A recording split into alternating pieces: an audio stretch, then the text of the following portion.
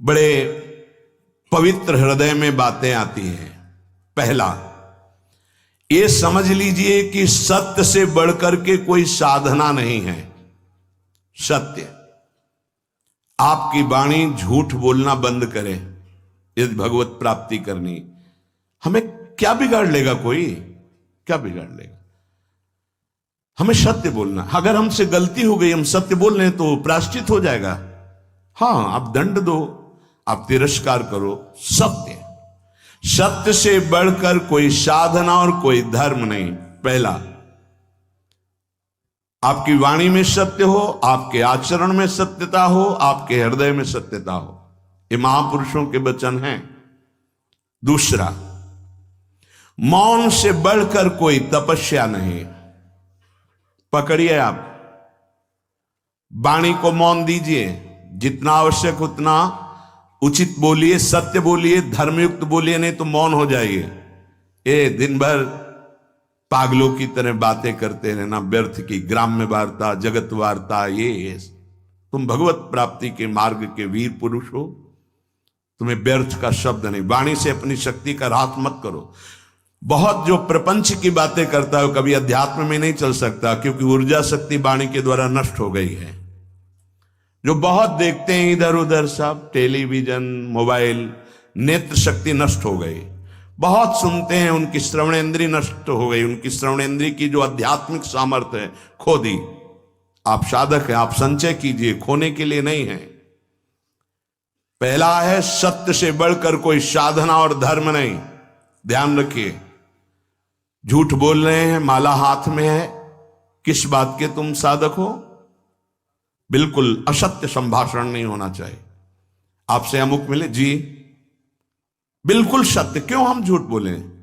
आपको उचित लगे तो ठीक है, अनुचित लगे तो दंड दे दीजिए। आगे से हम आप जैसा कहेंगे वैसा करेंगे। हमारा असत्य भाषण नहीं होगा, छुपाव का भाषण नहीं होगा। नहीं बात करना चाहते हम आपसे, नहीं मिलेंगे आपसे, सीधी बात है। क्या भय? चाहे गृहस्थ में हो चाहे विरक्त में हो, झूठा बोलने की क्या जरूरत? बोले नहीं, व्यापार में बोलना पड़ता है। क्यों बोलना पड़ता है? सब कोई जानता है व्यापार मुनाफे के लिए किया जा रहा है। तुम्हारा नौकर थोड़ी कोई, उसके परिवार है, उसका व्यापार है।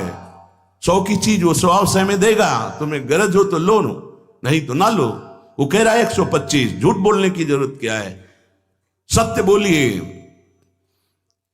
तुम्हारी सत्य वृत्ति ही तुम्हें सुखी कर देगी, तुम्हारे कुल परंपरा को सुखी कर देगी, तुम्हें आनंद प्रदान कर देगी। क्यों झूठ बोले?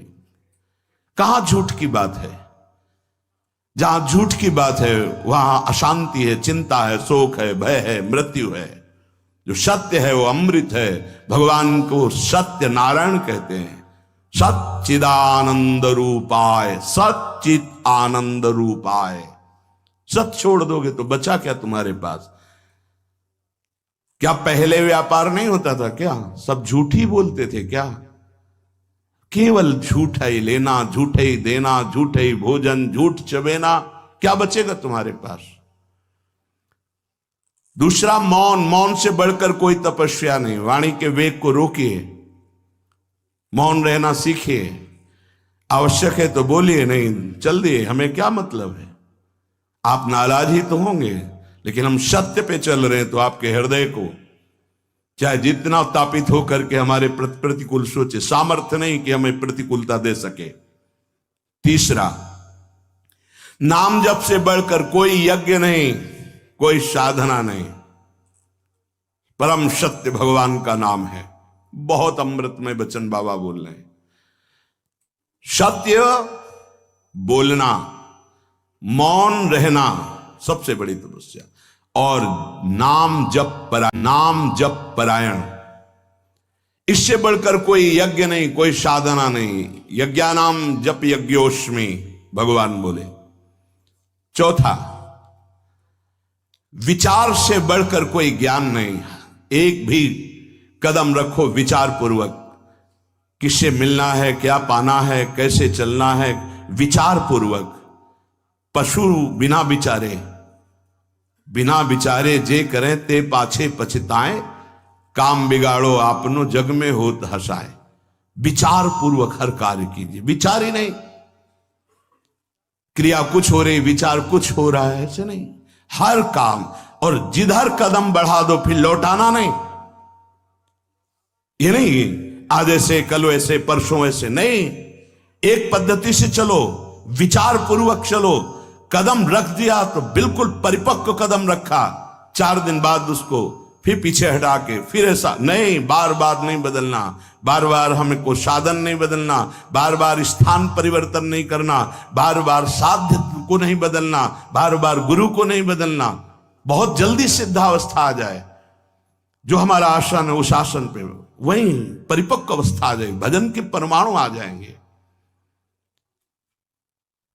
बहुत सावधानी, विचार पूर्वक आपका खान पान, व्यवहार, चलना उठना बैठना बोलना सब विचार पूर्वक, विचार रहित नहीं होना चाहिए। 5वां, भोग और जन समुदाय। जैसे सर्प के संग से आप डर रहे हैं, ऐसे डरना चाहिए उपासक को। संग को भुजंग के समान समझे। किसी से भी बात करो, अगर उसका कल्याण करने की भावना नहीं तो बेमतलब तर्क विवाद, तब लगता है अपने आनंद को छोड़कर क्यों बात करें। प्रभु ने सेवा दी है, इसलिए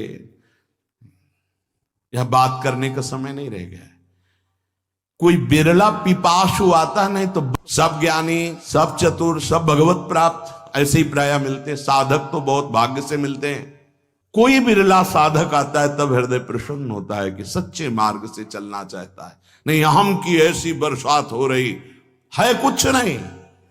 जब उनको तो वो कुछ नहीं है, न ज्ञान है, न भक्ति है, न अष्टांग योग है, कुछ नहीं, अहम।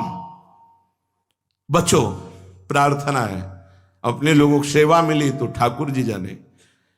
संग से भुजंग के समान डरो। किसी से बात करने से डरो, किसी से मिलने से डरो, किसी से मित्रता से डरो। डरो। एकांत सेवन अमृत, समाज सेवन मृत्यु। जब तक भगवत साक्षात्कार न हो जाए, उपासक को इस बात से बहुत डरना चाहिए। नेत्र झुके हुए, वाणी मौन, अपने लक्ष्य पर दृष्टि, भगवत साक्षात्कार। आप चाहे जैसे नचवाओ, आपकी इच्छा की बात है। क्योंकि भुने हुए चने को चाहे जितना खाद पानी लगा दो, उसमें अंकुरण नहीं होने वाला। भुना हुआ चने के समान जब मन हो जाए, वो तब भगवान जो सेवा देते हैं वो बात अलग है। उपासक को बिल्कुल सावधान रहना। इस बात पे हमारी बहुत ध्यान दीजिए, नहीं बहुत पश्चाताप होगा, बहुत जलन होगी, बहुत हानि हो जाएगी। यहां किसी से किसी भी प्रकार का धार्मिक, भागवतिक, प्रापंचिक कोई संग न किया जाए। हमारी बात मान लेना। चाहे स्त्री शरीर हो चाहे पुरुष शरीर हो, हमारी प्रार्थना मान लेना। ये हृदय की बात कह रहा हूं। जब तक भगवत साक्षात्कार ना हो तो व्यवहारिक तो जाने दो, परमार्थिक और धार्मिक संबंध भी हमें स्वीकार नहीं करना। क्योंकि किसी भी तरह से हमारी वृत्ति चुरा न ली जाए। हमारी वृत्ति केवल हमारे आराध्य देव में रहे, बस। असंगोहम पुरुषा, मान लीजिए, मान लीजिए। इसी से परिपक्व अवस्था आती है। भोगों का त्याग और संग का त्याग, बाबा कह रहे हैं 5वीं बात है।